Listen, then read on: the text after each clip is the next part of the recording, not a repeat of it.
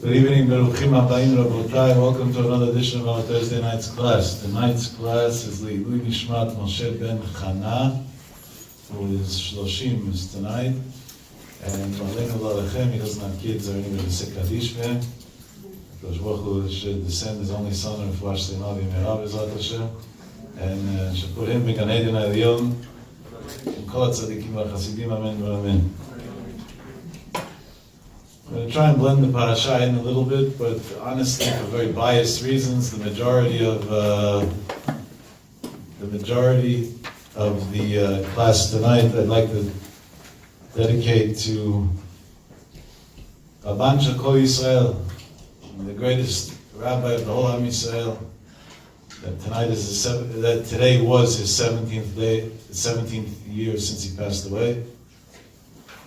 Moreinu v'Rabbeinu Agron HaTzadik Avilez Menachem Man Ben Bat Sheva Shach Zecher Tzadik Levarcha Zchutei Yagen Aleinu. It's very rare that we are willing to say about somebody. We say about many tzaddikim all the time that lived in our generations, how great they were and how amazing they were, and we talk about tzaddikim every week almost. But we never title somebody the Rebbe of the whole Klal Yisrael. Rabban Shach Kol Bnei Agola, even Chutz La'aretz, the Rebbe. Under normal circumstances, for example, Moshe Feinstein, we say, was the Ma'ad Ha'atar of America. Until today, even though he passed away many years ago. But still, if somebody in America goes against Rav Moshe, he should have his head examined a little bit. And in Eretz Yisrael, and in Halacha, the Chazon Ish, there were examples like that. But as Faradim, people, of course, Kamavadia is a very thing that they make a big deal. But they encompassed the whole Am Yisrael and put him under one Adam Gadol, even though he had a lot of differences with many communities in Am Yisrael, which was, I can't call him my Rosh Shiva, because technically I didn't learn in Panovich. But I call my stepfather, because I had the merit to grow up, as I've mentioned many times, literally on Rav Shach's lap at a very young age, from 14 years old and up. Is very rare. So I want to talk a little bit about Rav Shach, because I think there's some people that might be in the room that are not even 17 years old yet. So then you for sure don't know much about Rav Shach. And even those that are, I don't know how much we had the merit to really know about Rav Shach. So it's important to understand just a little bit, and Hashem should forgive me, Rav Shach should forgive me. There's going to be a very shallow perspective on the Gadlut of Rav Shach. So maybe we can learn from it a little bit and relate to it a little bit and come out with something. And it's more than everything else when I talk about Rav Shach, because as the Pasuk says, Ki chazdecha gadol alai, tzalta nafshi min shol tachtiyot.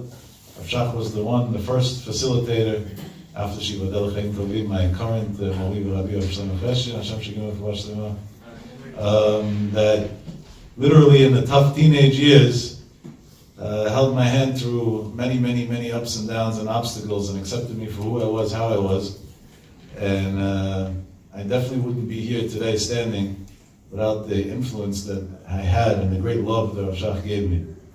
So there's also a huge personal debt of gratitude that there's no way to pay back. But Rav Shach did address a way in his will, in his tzava'ah, of the way he wants people to pay him back. And that's why I'm doing what I'm doing tonight. Rav Shach in his will, he wrote words today. I sent it out even as on the pictures, as a picture, part of it. He said, if anybody ever had a tovat hana'ah for me, any pleasure for me, and bifrat his students, talmidai, those who learned from me. So he's asking for a favor back, that after he passes away, that he didn't write how many times, he just wrote this as a general thing, that once in a while, they should learn a Mishnah in his memory, Leilui Nishmato. Or, if not a Mishnah, even a Machshevet Musar, a thought of something that will make you a better person, better your character traits. And then he concludes over there a very interesting thing. And he says, Bivadai, if you're going to do that, then I'm going to go in Olam HaEmet, imi tafsherli, if I'm going to be able to do so, and I'm going to do back for you a favor. People today look for all these weird segulot that I make fun of on a weekly basis, each one weirder than the next. And and that's why none of them work. And here you have an Adam Gadol, who was the Rebbe of Klal YISRAEL, who tells you clearly, you don't need to look for anything weird. Just learn in my memory, do a mitzvah in my memory, do something for me, and I promise you I'll do it back for you. I promise you I'll give it back to you, I'll reciprocate. You know what I meant? Unbelievable. So I want to take advantage of that promise tonight. And let's learn Machshevet Musaf in the life of Rav Shach together. So Be'ezat Hashem will go up to Kisei HaKavod for us tonight and advocate for us in heaven. We should be healthy, we should be protected, Be'ezat Hashem. And we should be matzliach in everything the best way, each one whatever he needs.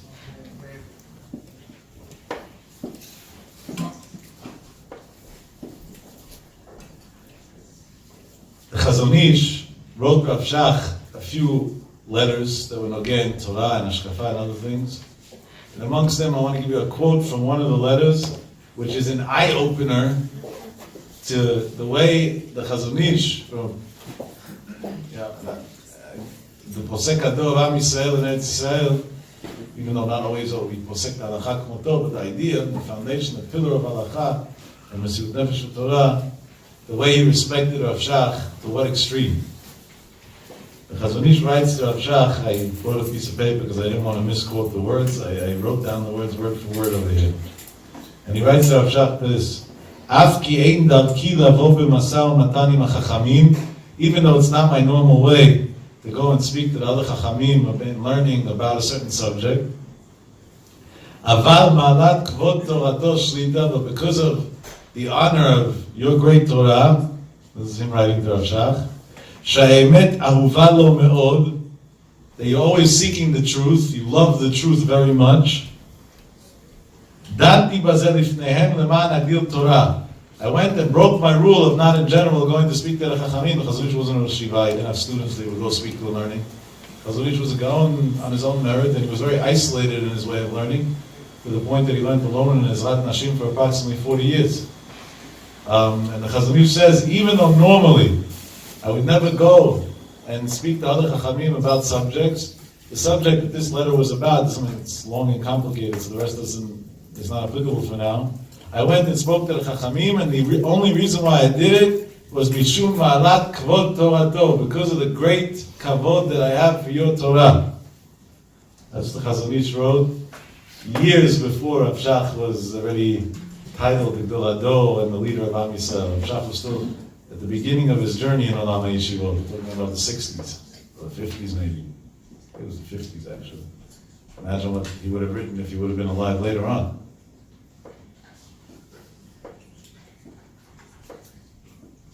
But if we pay attention, the Chazon Ish was extremely calculated in every word he wrote.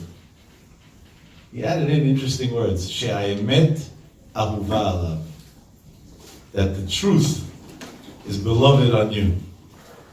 I want to talk about Rav Shach's truth. I heard in recordings, a lot of it is thanks to Kol HaLashon. It has recordings of many Gedolei Yisrael that are not alive for many, many years.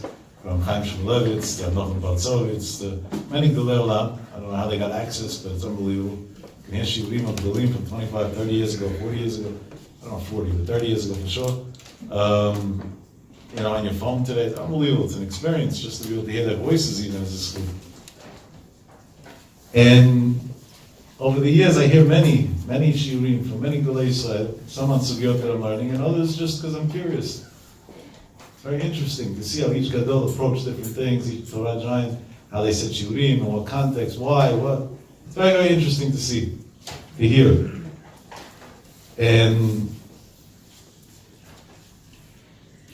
the only time in my life that I heard from an Adam Gadol on multiple occasions, not I heard, the whole Am Yisrael heard from this Adam Gadol on multiple occasions, words that I'll quote in a minute, was from Rav Shach Zecher Tzadik V'Kadosh Livracha. One of those times was, Hashem should forgive me, I don't remember the Hebrew date, but the English date was the 26th of March in 1990 in a stadium in Israel that then was, I think, the largest stadium in Israel, called Yad Eliyahu. Rav Shach got up to speak in Yad Eliyahu then, and it was right before Pesach, and he gave a very famous speech. I think this is the most famous speech he ever gave. And this is roughly the way he began his speech.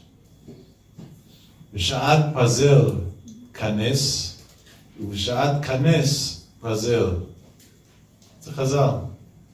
At a time that everything's scattered, go in, gather, and at a time that we gather, scatter. And there he promoted his ideal, which was new for him because it was against what others thought he thought, that the Orthodox community has to contribute for their time to teach Torah to other Jews that were less privileged of knowing Torah. But then, right after he began promoting this idea, he said these words. He said, I'm already an old man, and nobody knows how long they'll live. Definitely not somebody like me. Shach passed away in 2002, and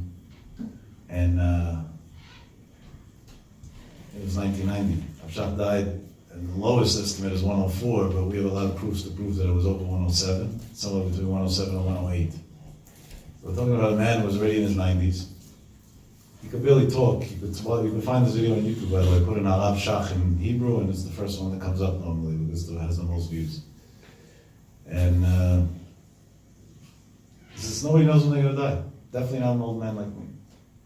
He says, and therefore I want to tell you, I have no negiut.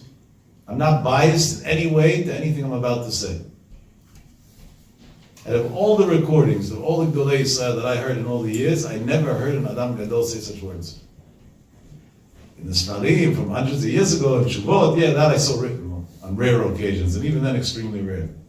But for somebody to be able to get up and testify about himself, right after saying the words that I might face God tonight or tomorrow, I'm about to talk to you words that I have no negiut, I have zero bias to anything I'm saying, a level of perfection, of character trait, of love, of being able to pull aside everything that you think or feel or all your personal interests just for the sake of the truth, I think exemplifies exactly what the Chazon Ish said, wrote years and years before that, Sha'emet ahuva alav, the man who was always looking for the truth.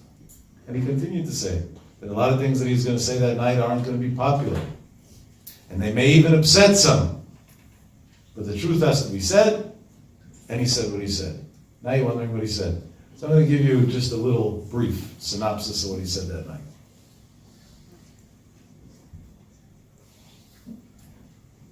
He said that every nation, when they went to war, if they won, they stayed a nation. But if they lost, they were conquered by others, and a lot of times that changed who they were, because now those who conquered them made something new of them. See, there's one nation that's been around, and it's around for 3,300 years, the Jewish nation. So we were conquered many times, we were exiled many times, we were scattered around the world times and times again. And we never really had peaceful moments. We're always under war. We're always hated. We're always persecuted. Anti-Semitic acts is not something new. It has been alongside the birth of the Jewish nation. Esav Sonel Yaakov is a halacha. The Goyim hate us, period. That's the way it is. If the halacha took it to an extreme that if one goes to get a haircut by a barber, and the barber is not Jewish, and he's only allowed to take a haircut if there's a mirror in front of him. Because we have to suspect that the barber will use the scissors instead of cutting his hair to cut his throat. That's a halacha. It's not a chumrah. It's not a musar. It's not an extremist rabbi talking some extremism. It's a halacha. Because halacha, hi Esav Sonel Yaakov. They hate you.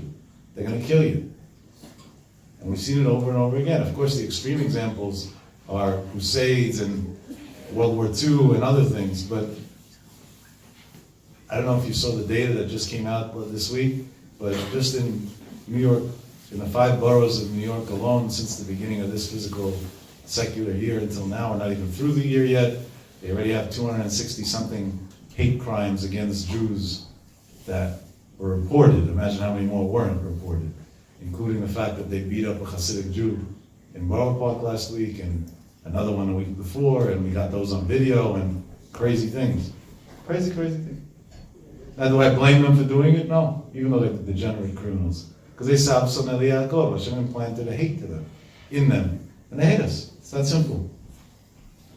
But so, a regular nation who doesn't have so many enemies, a little war, and they could be gone. Their culture's gone. Everything's gone.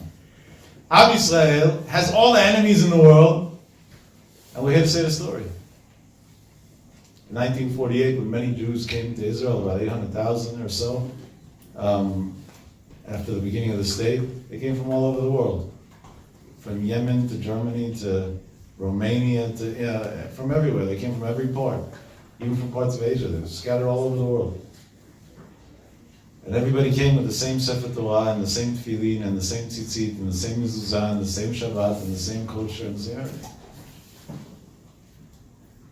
So Rav Shach makes this observation in the speech, and he says, and now let's conclude. What keeps us in a moment of truth a nation is our Judaism. Meaning our Torah makes us that the Am HaYehudi is Am HaNetzach, that the Jewish nation is the eternal nation and is here to stay. And at that point, he bursts out into tears. You can watch this. And he says, he spoke to people that grew up in kibbutzim in Israel, that are older people, that don't know what it is Shema Yisrael, that eat pork and rabbits. I don't know why he chose rabbits out of the whole thing, but shfanim, ochlei shfanim. That's how the media later on reported this speech. And they cut off their link to anything to do with Jewish. And they say they created a new nation called Israeli instead of Jewish. And in tears he said, B'ma ata Yehudi. If that's what you did, so what makes you a Jew anymore? What's going to keep you a Jew? And if God forbid we were ever to go through a persecution again, what's going to maintain your Judaism? What's going to maintain your identity as a nation? Let's fast forward from 1990 to last week. Shibadel Chaim Tovim, the chief rabbi of Israel, Chacham Yitzchak Yosef, spoke and said an interesting story. He said that the mayor of Tel Aviv, I hope he no longer will be the mayor soon, Be'ezrat Hashem, because the amount that he's done against Judaism, there's no way to describe, came to him before the elections for becoming the chief rabbi, and told him he wants to cut him a deal. He said, you support me in my agenda to allow public transportation to be open on Saturday, on Shabbat, in Tel Aviv. There's a law that says that they're not public transportation. And I'll support you to be the chief rabbi in Israel. What an absurd request. That just shows how retarded the man is. Think about it. How sick could you be? You support me in doing this, and I'll support you in doing that. I saw the video of it, like I said, saying this story. Otherwise I wouldn't believe it. If somebody would have told me, I wouldn't believe it. So what did he answer him? He said, I want to tell you something, my friend. It's very nice and dandy everything you have to say. But Tel Aviv is not yours. He says, there's going to be a day that the Arabs are going to come and say, it's ours, give it back to us. You stole it from us. And at that point, you're going to have to give it back, because that's the right thing to do. Because you did steal it from them. And you'll have only one way around it, and that's to open them a chumash and show them the first Rashi right at the beginning of the Torah, Koach Ma'asa V'Gid La'amo, that HaKadosh Baruch Hu said that the land of Israel belongs to the Jews forever and ever. He said, but you can't pick to show one page and not show the other page. And the other page says, Zachor et Yom HaShabbat l'kadsho. So how are we supposed to make this deal?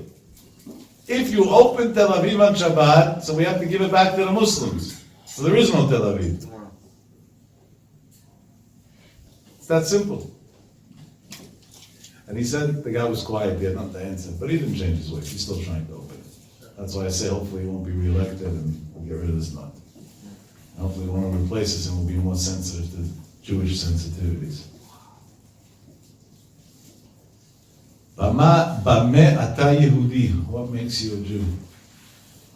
Those words pierce the hearts of many. Listen to an amazing story. There's a very wonderful, famous speaker, a close friend of mine in Israel named Rav Alam Levi. He said over a bunch of years ago. An amazing story. At the end of one of his lectures, an older gentleman, the way he described him was that he had a long white beard, came up to him and introduced himself and said, "Hi, Rabbi, my name is Yonatan Kish." Looked like an Orthodox Jew, an elderly, respectable person. He tells him, "Nice to meet you. I don't know you. Am I supposed to know you?" The guy made it as if he knew him. He said, "No, you don't know me, but you probably know my grandfather." I said, "Who is your grandfather?" He said, "You just spoke about World War II history. So my grandfather was the Brigadier Kish. He was North Africa's war hero in World War II, a very famous man. A brigade leader and many other things." He says, "Okay, and he tells him, I want to tell you something. I am Jewish. I knew I was Jewish. I actually lived in Israel for many years. But I was never like this. Don't think I'm an Orthodox Jew." He says, "I'm about Tshuva. I became religious. I did Tshuva, I became religious. But I want to share with you my story of what made me religious, so you should share it on." I said, "Fine." That famous speech in March of Rav Shach had a lot of interest in the media of the world. 300 media outlets from around the world were there live when Rav Shach was speaking. Because over there, Rav Shach was going to decide if he's willing to join a coalition with the Ma'alach or not. And a lot of things were at stake based on that decision. And the world had great interest in seeing what the outcome was going to be. That might have been the reason why he chose to say everything he thought in that speech. Because he really sent a message to the Jews around the world without having to pay for it. Instantly. It was broadcasted live on Israeli television. Israeli television are not suspected to broadcast rabbis live. Not even by accident. Maybe they'll broadcast attacks on rabbis live, but more than that, they're not suspected to do. Trump calls it fake media. In Israel, it's left-wing, fake, and any other title you can think of altogether. Dictatorship media. They control the narrative of the country. The majority of Israel keeps kosher on one level or the other. Did any of us know that? No. Why? Because the media hides that fact, because they can't concede to it. The vast majority of Israel has some sort of connection with Shabbat. I'm not saying they keep Shabbat, but some sort of connection. Whether it's Friday night dinner, whether they like candles or other things. Will the media portray that? No. Because again, that means religion is an important part. And the list goes on and on and on. They'll portray the few clowns that want to make every drug legal in the world and want other types of parades that in a synagogue we can't talk about, and they're not cases. Yeah. That's what they'll... Hashem should send them and flash them. I pity those people. He says Rav Shach's speech was live on Israeli television because everybody was waiting to hear what he has to say. And his son, this gentleman's son, was sitting in this house and he was watching the speech. He said, "I had no interest in what an old rabbi had to say." He said at the time, he was living in a kibbutz called Ein Charuv. It's a very, very secular, anti-religious kibbutz in Israel. He's sitting in Ein Charuv, the secular Jew. I'm sitting in the kitchen, he says. My son is in the living room watching Rav Shach's speech live on TV. And he calls me. And he says, "Dad, there's an old man with a white beard who's crying on television. And he's talking about kibbutzim. I want you to come watch with me." So at the beginning I was a little hesitant, but then I agreed and I went into the room with him and I heard Rav Shach say those words, "Bameh atam Yehudim." What makes you Jewish? He said, and honestly, the question itself didn't bother me at the moment that much. Because what do I care what makes me Jewish? I'm Israeli. I live in a kibbutz. I have life. Everything's beautiful. He says, to me, my life was perfect. I wasn't lacking anything. I felt everything was as good as could be. But something else bothered me. Why is an old man standing in a stadium in front of over 10,000 people on national television crying about me, who lives a different life than him? We have nothing in common. What does he care what I do? He said, that bothered me. So then after everything he had to say, I looked at my son and I asked him that question. My son said, I don't know. And the next day my son and I had a conversation. He said, where can we get an answer for that question? So my son recommended that let's go to the man himself and ask him why. Let's go to the man himself. Let's ask him why. And he says, and that was my first encounter with Orthodox Jewry. This gentleman drove from Ein Charut to Bnei Brak, not a short ride, and went into Rav Shach. Thank God Rav Shach wasn't like some of today's public figures. You have to get through the grandsons and the Gabayim and bribe 80 people along the way in order to get in. Otherwise, this guy's soul would have been lost. Rav Shach, he knocked on the door. He answered himself. I did it countless times. Maybe sometimes a Chaik would answer, once in a while a grandson would answer, a Russia, but most of the time he answered himself. Simple apartment, simple house. No big chokhmot over there. He said, we drove to Bnei Brak, we found out where Rav Shach lives, and we knocked on his door and we went into his house. And he took us in with a big smile and a lot of love, and we told him that we live in a kibbutz, and we saw his speech, and we want to know why he's crying. And the man didn't share with Rav Aaron Levy the entire conversation, but he says the conversation lasted for 3 hours. Rav Shach was the gadol that the whole Am Yisrael dwelled on. For Rav Shach, 3 hours is like for us saying 120 years. Halavai, in 120 years we accomplished what Rav Shach did in 3 hours. Halavai. And he said at the end of 3 hours, my son and I walked out and said, Moshe emet, the Torah emet, went back to the kibbutz and within days folded up our stuff and became Orthodox Jews. The man who was on top of the world, the great Torah giant, with all his greatness, put everything aside for a random Jew that wanted to understand, why is it that you were crying about me? What do you see in me that was worth it for you to cry?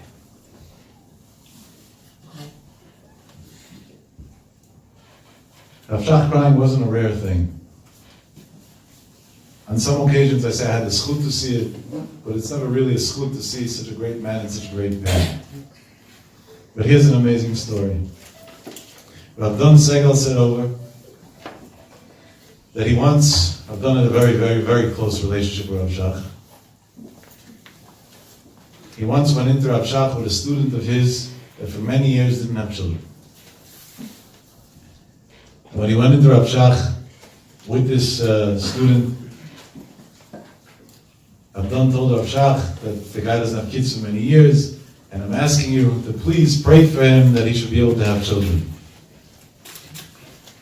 And Rav Shach looked at the Kollel student, and he told him, I'm not a doctor, I'm not a Rebbe, I don't give brachot, I'm not really sure what you want from me.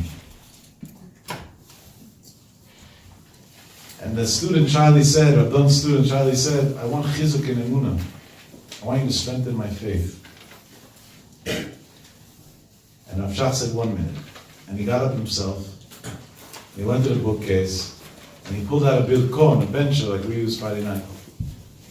And he opened up to the zmirot, to the songs that we sing on Shabbat, Friday night by our meal. And one of those songs that was written by Rabbi YISRAEL Najjar, Zecher Tzadik Livracha, is Kari Bon Alam Ve'almaya, Antu Malka Melech Malchaya. That God is the King of the world. And obviously the song goes on for a while, but that's the beginning of it. And Rav Shach started singing those words, and as he started singing those words, this is on a regular weekday, he began crying. And Rav Don said over that he cried so much that at a certain point he was scared for his health, and he was scared that it would affect him. He was already very old. That he took away the bencher and he started consoling Rav Shach to stop him crying because he was literally scared it would cause a detrimental thing to his health or his life maybe. And then he lifted up his eyes and he told him, that's the best I can answer you. And Rav Don and this student left. Needless to say, 10 months later, this student had a baby boy, which was the first of 4. What happened there? He never got a blessing. Just the opposite, he was pushed away. You know what he got? He got a man who taught him what it means to feel somebody else's pain. And he got an Adam Gadol that taught him what it means to have a relationship with Hashem. and what it means to live, not to preach, not to talk, not to get emails and WhatsApps, but to live emunah every second of the day. So you're coming to me for a blessing, I can cry for you, and I can remind you that there's a God who runs the world. Those are the tears that Rav Shach cried on March 26, 1990 when he spoke in Yad Eliyahu. Exactly those tears. The tears of care, love, and concern for each and every individual Jewish man and woman, boy and girl of any age, no matter where they live in the world, because he felt a responsibility towards Am Yisrael. And he felt a great, great responsibility towards the outcome or anything that happens to anybody in Am Yisrael at any chance.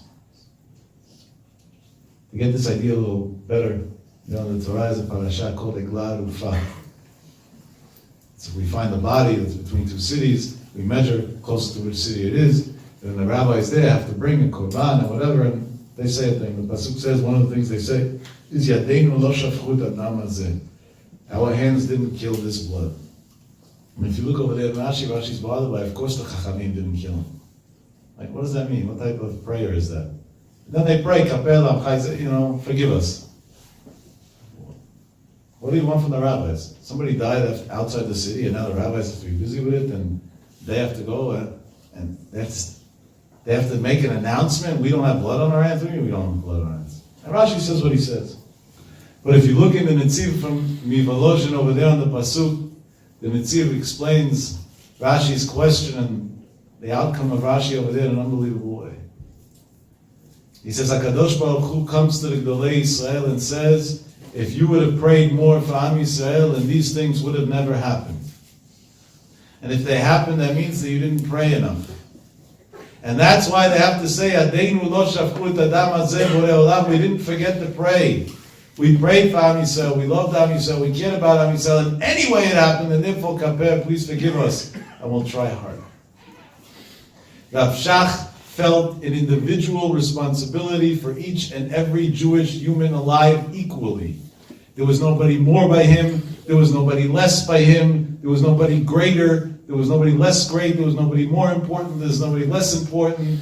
If you were a billionaire who donated fortunes to Lama Yeshivot, you didn't get into his house before somebody who was a pauper and not religious. Everybody was equal to him. Each and every Jew, there was no difference. Now, Shach was one of the few Golim that also spoke to women, which was very rare. Because by him, everybody was equal. And everybody's pain and everybody's trouble was worth to him the world. And it made no difference at what expense, and many, many times, at the expense of his own life and his own health. Rav Shach himself didn't have an easy life. He actually had a very hard life. We spoke about it in other speeches in the past. Even when he came to Israel in the 40s, for years he had no position, job, income, anything. It was only in 1960 when his life started opening up a little bit in the direction. And even then, in different yeshivot that he had a lot of objections and other things that today we don't like talking about because it's extremely awkward and uncomfortable. And it's not like he had it easy at any stage of his life. He only had 2 children. His son, for part of his life, wasn't the next Rav Shach. Sof Yamav, he did Tshuva Shlema, Baruch Hashem, but it was a long part of his life, and Rav Shach blamed himself for it. Maybe today parents should realize that if we stop the blame game on others, that's the first step to saving our children. The only thing he said is, the reason why my Ephraim didn't come out like me is because I didn't put enough love in Shabbat to him, because I was too busy learning instead of singing with him. If your child's not home Friday night, maybe think to yourself how your Friday night table looked. Because if it would have been a lot of fun to attend, he would have wanted to be there. But if it became another form of school, did your teacher give you a paper to read at Vat Torah? I want to understand these Rabbeim that send home the questions and answers every week and whatever. Chazit, the poor kid takes enough tests in school a whole week. One day, hopefully, they'll get brains to stop that too. And now we want to test him in public, nonetheless, on Friday night? Why? So the father should smile and then send the Rebbe a gift? Let's just raise their salaries, which is the right thing to do in the first place, and they won't need these gifts anymore. If Amazon was able to raise the salary to $15 an hour, then anybody could. right? They were the minimum wage gurus. Maybe that's why their earnings report showed good today. No, it showed good. Exceeded in a way, but not the stock, the report, the earnings per share. So we take a kid, we make his Friday night miserable, becomes a pressure kid. Sit down! The kid's 7 years old, he doesn't want to sit down, he wants to play basketball now. What do you want from him? Leave him alone. Leave him alone. Rav Shach, years ago, already warned Am Yisrael, be careful. I had trouble with my own child. You know why? It's not his fault. It was my fault. That's an Adam Gadol. Ohevet ha'emet, somebody who's seeking the truth. So maybe if I would have sang more Zmilot Shabbat, it would have been more pleasant, more. It would have connected with him more. It would have stayed. But when you're great, so the ending is great. And Ephraim, I know from personal interactions with him, definitely did Tshuva Shlema before he passed away.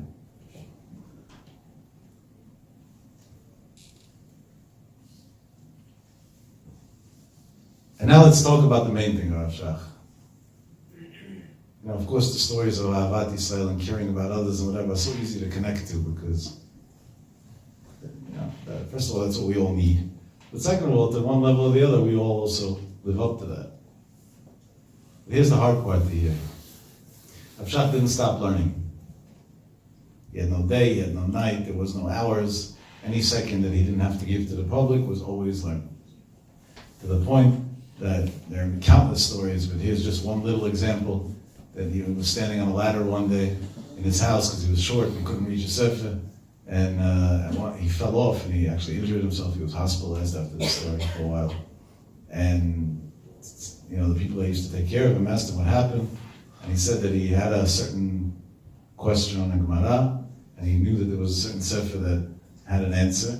He didn't remember the answer clearly, so he climbed up the ladder, he got the sefer, and he said he couldn't wait the extra second to come down the ladder and then open it up. He had to see the answer a second earlier. So he opened up the sefer. He said, but I was so tired because I didn't sleep for a few days already that I fell asleep on the sefer on the ladder and I fell. Wow. That was his Ahavat Torah. Today we say it's below 40. Somebody texted me before asking me to come to the Shia tonight. He said no. I said, is it personal?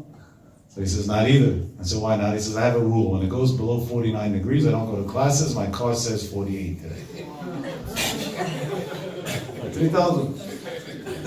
He said the Torah was given in 49 days. That's his, he made it say Rosh Hashanah or something. I don't know. So below 49 degrees, he doesn't go to the Shia. I told him I want to tell you an interesting thing. I traveled the whole world teaching Torah in the past 16, 17 years at least, maybe more than that. And I want to tell you a very great, interesting thing.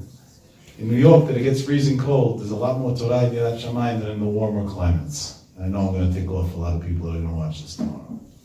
But that's the facts. We have many more Gdolei Torah that came out of the yeshivot in New York than came out of the yeshivot on other coasts. Many more Talmidei Chachamim. It's not a coincidental that Rabban Kotler picked to build Lakewood Yeshiva in Lakewood and not in the Bahamas, or in Cancun, or in San Francisco. Jewish communities, because I have enough fights with them already.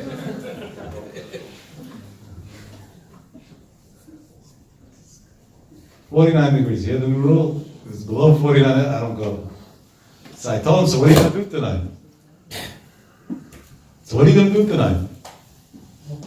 So he told me that he's going to a friend's birthday party. So I said, so where's the birthday party? And why wasn't I invited? So he said, I'll tell you the truth. Really, we wanted to invite you. But Rabbi, for you, it's not appropriate. So I said, now we have two Judaisms already. My Judaism, your Judaism. We already split the Torah into down the middle, you have one side. Interesting. I said, oh, wait a second, why doesn't the 49-degree rule apply over there? So he told me, because we're going to drink a lot tonight, and alcohol makes you warm. That's what he answered me. Can you believe I'm having a dialogue like this with a person? It's hard to believe. But I figured I'll push it to the end. I thought I would convince him. Unfortunately, he's not here. I'm saying this so you should feel guilty tomorrow when he watches the video. Everybody's wondering who's normally here that's not here tonight. I don't think after this he's coming next week either. No, I told him I'm going to talk about him tonight. He's ready. So I told him, because it was Rav Shach's yahrzeit today, I'm going to tell you something from Rav Shach. And I said this at Shiurim before, so you know this briefly. Rav Shach only owned one shirt for a long time, and he used to wash it in the river on Friday. It was freezing cold, and when we would put it back on, it would freeze. And Rav Shach told this to me himself, not that I heard or read in a book of stories. And he said, and how did it end up drying? He said he would sit down and learn, and the Eish HaTorah, the fire of the Torah, was so hot that it would dry his shirt. I said, that Eish HaTorah is what you're going to be missing tonight. You gotta go drink. Yeah, you can get the Eish HaTorah under 49 degrees and you'll still be okay. You'll still survive. The Torah knew no limits, no bounds. Rav Shach gave a shiur klali on Tuesdays. Everybody knew that until Tuesday, don't even try and go into Rav Shach because there's nobody to talk. Because he's busy for 2 days, 2.5 days straight preparing the shiur. Adam Gadol. And Kol HaTorah Kula, who knows how many hundreds of times. He has to prepare a shiur, big deal. He could right off the cuff say a shiur on anything. And every single shiur he prepared again for between 2 and 3 days straight, to the point that he didn't talk to anybody. And his grandson testifies that there were many weeks that they used to have to plead with him on Monday to eat his first meal since Suda Revi'i, because he was so busy preparing the shiur that he wasn't even willing to take in a piece of food into his mouth. And this wasn't only when he was 40 or 50 or 60. We're talking about when he was 75 as well, and 80 as well. Till he's had to stop saying shiurim at one point because of his physical strength didn't allow it. That's called Ahavat Torah. That was a man who loved Torah. And I used to go into him, it was always Wednesday nights, because we know Tuesday it's chaos, because right after the shiur, so everybody wanted to go the whole week. Now comes Tuesday, because it's the first time you could really go. Wednesday calms down already. So that was like a good night. And Thursday nights, the Rashi Yeshivot all go, because then they don't have to be in the yeshiva, so that each one goes with their questions, dilemmas, and everything else. Let's assume Rav Shach passed away approximately 107 years old. He testified about himself that he started learning Torah b'iyun when he was 6 years old. That he told me himself. Others say it was even younger than that, and he was humble, so he said 6 because he didn't want people to know that he was such a genius when he was younger than that. That means the man learned Torah b'iyun for 101 years straight. You know anybody else in recent history that learned Torah for 101 years straight?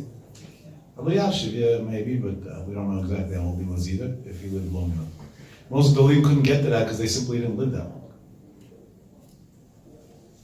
You know what it means? Can we put this into perspective?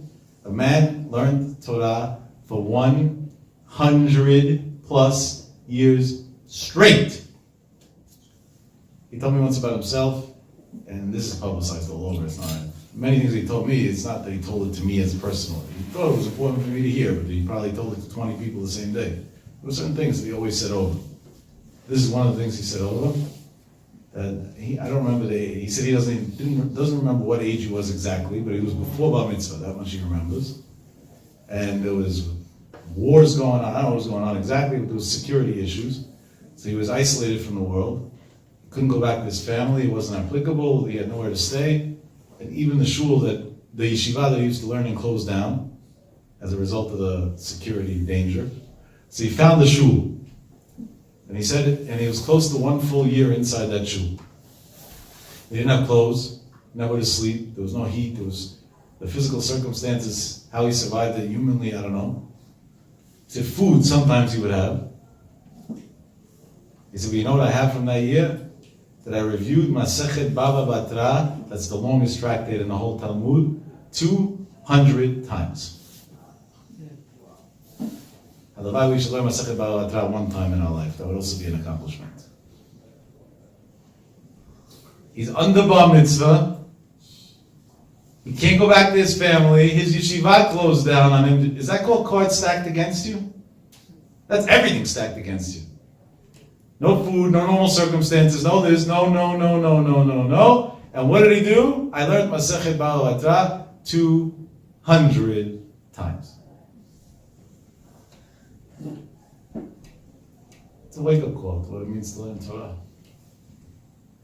So if we can't learn Masechet Ba'al Atra 200 times, at least we should aspire to one day learn Mishnayot Ba'al Atra 200 times and start with that. That would also be a step in the right direction.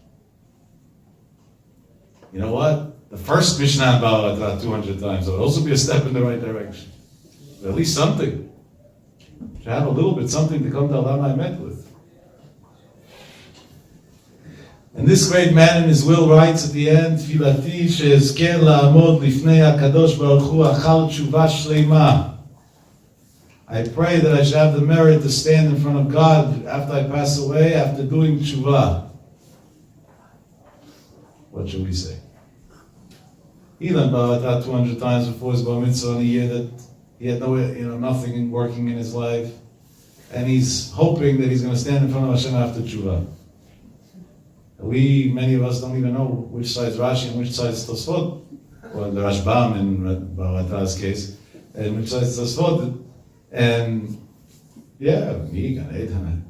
God's building a special Gan Eden for me. It's a guarantee. Tfilati she'ezker. What words? I pray that I should be able to stand in front of and then he signed off his will. Haporesh michem, the one who's leaving you, be'ahava, with love. Even his will, even the saddest thing in the world, he ended off, Haporesh michem be'ahava. Even then, the Ahavat Yisrael was burning inside. This Ahavat Yisrael knew no bounds, to the point that I read a story in a book called, a sefer called Toratcha Sha'ashuai. It was put out from a grandson, based on stories and Chidushei Torah of his grandfather. That it was told over. That once Rav Shach called in a certain rabbi from America, and he asked him when's he flying back, and he told him tonight. He said tonight or something like that, or shortly. And Rav Shach told him that's great. So he said, what's great about it? He said, I need a favor from you. He said, Rebbe, sure. What favor? What could you need in America? So he said, let me tell you what I could need. I have a neighbor who has a son, and his son is extremely sick. Lo aleinu v'lo alechem, there wasn't medical treatments in Israel for this child, and he had to go to America. And I'm sure it's not easy, not for the father and not for the son. And my heart bleeds for them, for what they're going through. And I know that this son likes a certain type of honey. So I went and I bought this honey special for him, and I want you to take it to him and tell him it's from me. So maybe it'll make his life a little sweeter while he's in America. The Gedol HaDor, the man who the whole Am Yisrael is standing on his shoulders, has the time to go to the grocery store to buy a little jar of honey of a brand. How did he even know? That means he took interest into a young child's life, enough to know what he likes. He knew what type of thing this young kid likes, and it was worth it for him to stop his learning that he never gave up on. To go buy this honey, and then ask a favor from a rabbi from America, go take this to this kid, because maybe it'll alleviate some of his pain, maybe it'll make him happier. The level of Ahavat Yisrael that a person has to have in order to live a life like that. Rav Shach never stopped for anything. He goes so far. The thing that Rav Shach told me he took hardest in his life was his wife's illness, and then when she passed away. That was the hardest period of his life. And Rav Shach went through many hardships. And there are two very, very known stories. One about that time, Rav Vosner, who by now is not alive anymore either, said over. The Rav Shach's wife was in her hospital. I think it was the last time when she was already at the end. Rav Vosner went to the hospital, not to visit her. I don't know if there was somebody to visit at that point so much, but it was more to out of respect for Rav Shach, then, to give Rav Shach chizuk in the time I need. And he said when he walked into the room, he saw Rav Shach standing by his wife's bedside, and he was mumbling. And Rav Osner was sure that he was saying Pirkei Tehillim. By praying, his wife should get better, saying Tehillim. So at a certain point, Rav Shach picked up his head and he saw him and he turned to him, and Rav Osner told him, I'm sorry, if you're davening, if you're saying Tehillim, I don't want to stop you, it's okay, I just came to show support, you don't have to talk to me. And Rav Shach told him, I wasn't reading Tehillim. He said, but I saw you mumbling. What were you saying? So Rav Shach says, normally I don't stop learning ever. But now HaKadosh Baruch Hu wants me to stop learning because I have a wife who's sick and I have to be by her bedside and I have to take care of her. He says, and it was bothering me that I'm losing out on learning. So I thought to myself, what could I do that won't hurt, that my wife will have me near her, but at the same time I won't lose out on my learning. And I came up with an unbelievable idea. He said, I memorized all the psukim in the whole Tanakh that talk about emunah, faith, and I constantly say them over and over again. He said, look what I gained. I gained that I'm strengthening my faith in my toughest time in my life. I gained that I don't stop learning for a moment. And I gained that I don't have to move from my wife's bedside because I know about heart and I can continue. That's what Rav Shach was thinking about in his tough moments. And that same rabbi, that in his toughest moment, at the deathbed of his wife, is busy saying Psukim of Emunah, not to miss a second of learning, found the time to go buy a jar of honey for a child who's not well and send it overseas, because maybe it'll make him happier in his time of need. Now you understand why it was the Rebbe of the whole Am Yisrael? There were many great Torah sages. There were many great Balei Chesed, many great Balei Midot, many Anshe Emet. But they had every possible Ma'ala combined, all in one. That's a Chad B'dorei. Rabban Shel Kol B'nei Agoda, Mori v'Rabbi, Rav Shach Zech Tzadik. That already is not. That's not what you find every day. I'm sure I said this in prior times when I used to go very frequently on Wednesdays to Rav Shach. I don't remember even once that he let me leave the house without either money or chocolate bars or both. The majority of the time it was chocolate bars. Now listen how calculated he was. He would give me one parv and one dairy. He said, so it should always be sweet for you, whether you're dairy or not, you always have something sweet to eat. Every time I see a mother telling her child to eat spinach, when the kid wants to eat a lollipop, I tell just for the record, Rav Shach never gave me spinach, he only gave me chocolate bars. He did only give chocolate bars most of his life, by the way, because he said that chocolate has healthy elements. I'm not such a scientist, I'm not sure. But if an Adam Gadol said it, then that's it. I was a fool. I ate those chocolate bars. If I would have saved them, today they would have no price tag. And I had many. Probably by now, by the end of Rav Shach's life, I probably would have had a suitcase full. Sometimes I went into him twice on the same day. Once for me, once because somebody called and asked for a favor, I should go in for a question, whatever, to be a middleman. I was a young kid, what was I, a teenager, a little kid. And both times, I said, but Rebbe, I already got before. He said, well, maybe I ate it. And he would insist, and he wouldn't let. It wasn't me. It was every single guy. I don't know every, but many young boys, especially those of us who had a lot of troubles at that age, that he insisted, and he always said over the same words week after week again, that it should always be sweet. It should always be sweet. That was his message to Am Yisrael. The Torah should always be sweet. The life should be sweet. That everything should always be sweet. That's how Polish became Ba'ala. That's the man of ultimate love. On this subject, I can go on forever, honestly. Because, well, at least for the amount of years that I had the merit to be close to him. Plus, probably more too, from what I heard from others over the past 17 years. But I want to tell you an interesting thing. I'm only saying this to continue the theme of the 49-degree/birthday party. Tonight, which is the night after Rav Shach's Yahrzeit, I have a birthday party to attend. which I missed in order to be here. Not that one, not the one that they're getting drunk by. The birthday party of a young Torah sage, Hashem should watch over and he should continue growing. My own son, Yosef. It's his birthday tonight. You know which birthday it is? His 17th birthday. Wow. On Friday morning, when I heard that Rav Shach passed away, it was like my heart was taken out of my chest. On top of that, I had two things that didn't allow me to go to the funeral. One was logistically, it's impossible, because the funeral was held within a few hours, and it was before Shabbat. And the second was, my wife was overdue. And I remember going into Kiddush Friday night, not knowing how I'm physically going to be able to survive Shabbat, because I felt that my lifeline was taken away from me.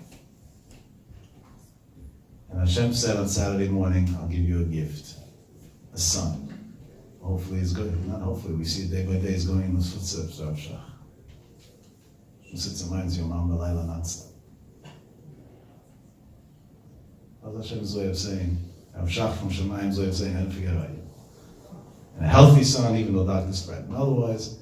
And we had Hashem Shabbat Shalom until 120. You know why I'm not by his birthday party? Because Friday night he was home, and I was joking with him, and I said, you know, maybe we'll make you a birthday Thursday night, in yeshiva or something. And he said, you can make one, but I don't have to show up, right? Because I have to learn. Ever see a birthday party of a kid that didn't show up to his own birthday? I give you a blessing that all your children one day should be like that. That their learning should be more important than everything else. 24 hours a day, no matter what. But that's not going to come from nowhere. That comes from parents that teach them that they'll do anything for the child that's learning. Yes, you are the Adam Gadol. You're the one who learns. For those of you who have kids, I'll give you some tips. For those who are going to listen that have kids, I'll give you some tips from personal experience that I know many parenting experts won't agree with, but I don't care, as you know. Because they're wrong according to the Torah. Friday night at my house, I won't eat before my son eats. If my son's not served before me, not a chance. I'm on a hunger strike. He never knew why. Probably my wife never knew why. Tomorrow she'll find out. But that's why. It's called Kvod HaTorah. He learns all day. I have to work. I have to help people. I have to pick up phone calls. I have to be busy with many things. So who's the Talmid Chacham in the house? He is. He's actively learning all day. So who has to respect who? I have to respect him. If you bring up your 4-year-old knowing that when he's 4 years old and he's learning, he's important, then he's going to stay a learner and become a Talmid Chacham. But if you bring up your 4-year-old fighting with him over bedtime, this, that, every 3 seconds you pick another stupidity with him, he's going to grow up to be another one. And in the best case scenario, not using needles later on in life to run away from his pain of the way he was raised. And there's an interesting phenomenon by young kids that are in the yeshiva system. Those who are in public school, I don't know what to say. I don't know what their parents are planning on doing after 120. The Gemara says that based on what the son is where the father's place is in Gan Eden. So, you know, at least put your son in the yeshiva so you should have hope. I really don't get it. But that's just my personal thing. And I know tuition and this, and I know all the stories, don't worry. I also struggle with it, so what?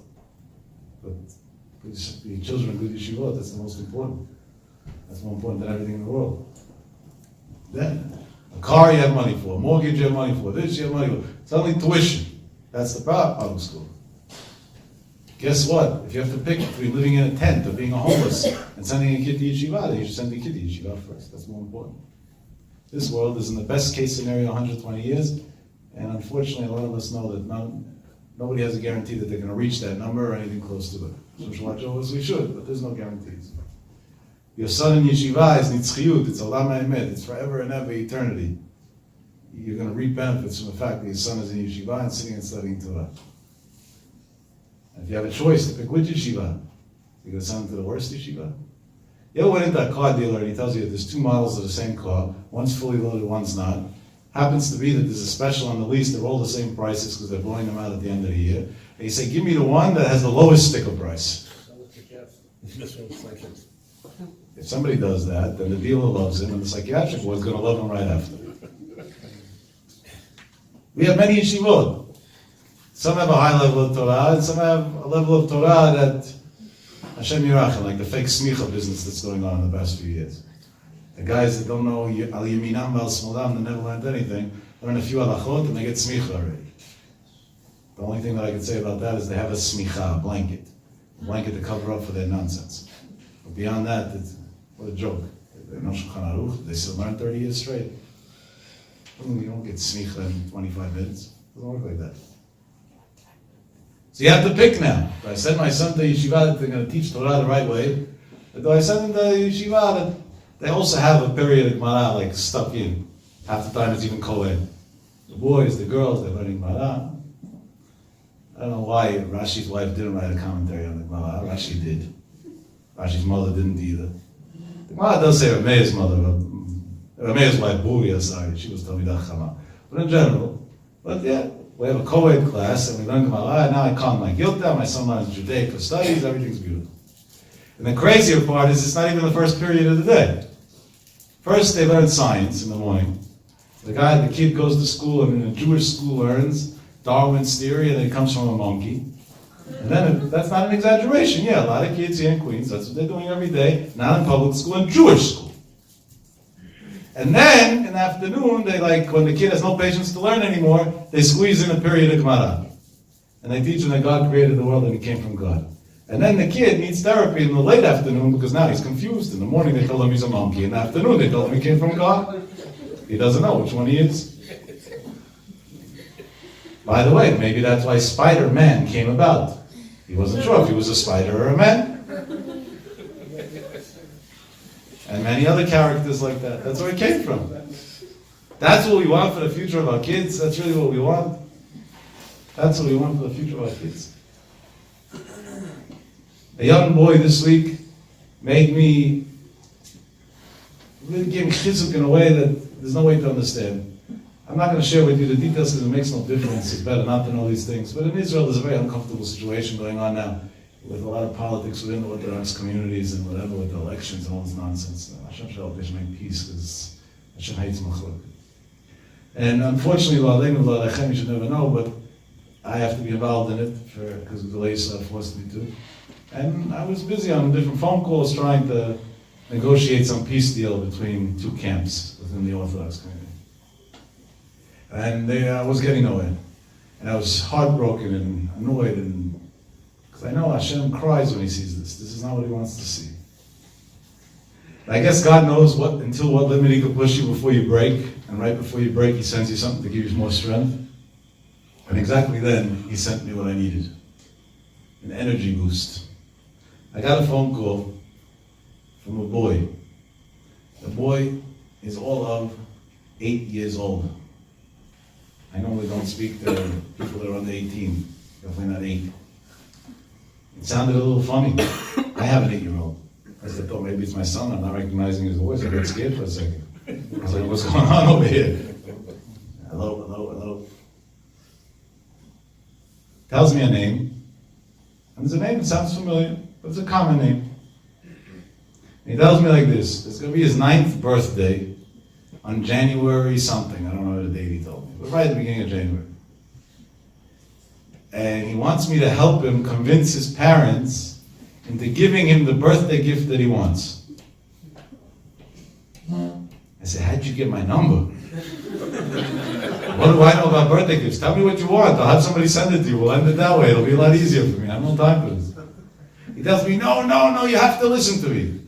And he was like very determined, very strong. I said, okay. I'm thinking it was an 8-year-old one. A new pair of LeBrons. I don't know, like, what do you want already? But it's like, let's be real. And he tells me, I go to public school. And I asked my parents to go to yeshiva. And my parents told me no because they don't have money to pay for yeshiva. And I want to make them a deal, but I'm not good at deal making. And I spoke to somebody who's older. He said the name of an uncle, and then I put together who he is. And my uncle told me to call you. I want to make my parents a deal that they shouldn't buy me birthday presents anymore until the rest of my life, And instead of that money they should use and send me to yeshiva. Could you help me get that deal? It's crazy. 8-year-old. Some of you are living here in a town that has 8-year-olds that have more brains than 40-year-olds. That have more common sense than 40-year-olds. I told them, no. You're going to get 1,000 birthday presents in your life. Unlimited after this. And you're going to go to yeshiva. Don't worry about it. Give me your parents right away. Let me talk to them. I spoke to the mother, I spoke to the father. I told them, you know what's going on? Did you hear what your son just said? Do you understand what's happening over here? And in under 5 minutes, they suddenly had money. Maybe they were hiding it under the mattress, I don't know. And Bezat Hashem, the kid next week is starting yeshiva.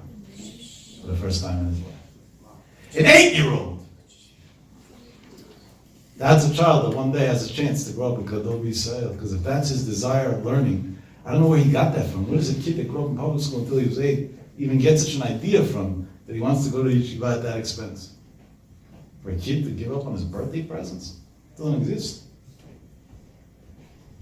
But I don't know where he got it from. Maybe he has holy great-grandparents of Shamayim that are davening for him and want somebody in the family at least to stay a Jew. Somebody.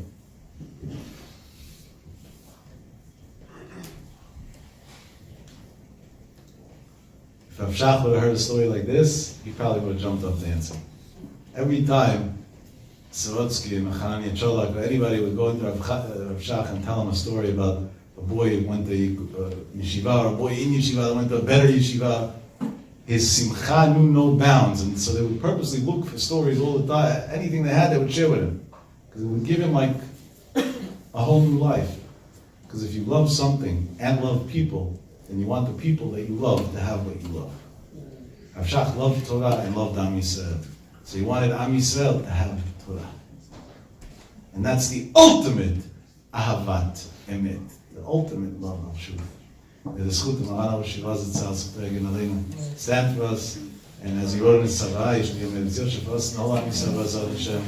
Hashem B'sorot Tovot Tamid, Amen ve'Amen.